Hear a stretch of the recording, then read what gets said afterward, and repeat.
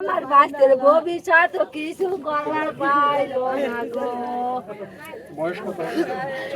বয়স আর আমার ভাইয়ে 35-40 এরকমই হইব।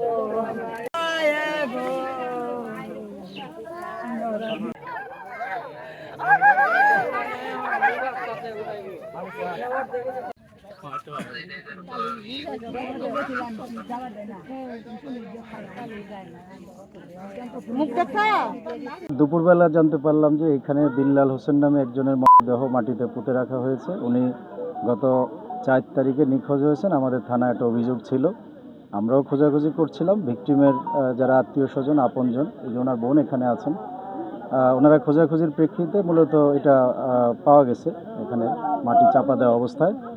তো আমরা সবাই আসছি, আমরাও দেখতেছি এখানে, দেখতেছি যে ওনার ভিকটিমের আপনজনরা পাড়া প্রতিবেশীরা মিলে বেশ কিছু ব্যক্তিকে এখানে সন্দেহজনকভাবে আটক করেছেন।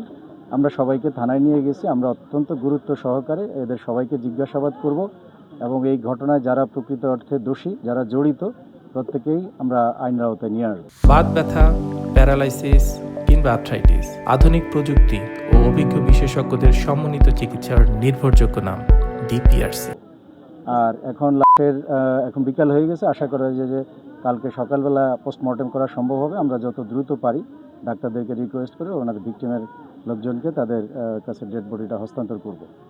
এখানে আমাকে বলেছে যে এখান থেকে 19 জনকে নিয়ে গেছে। আমি থানায় যাব, তারপরে এটা কনফার্ম করতে পারবো আপনাকে।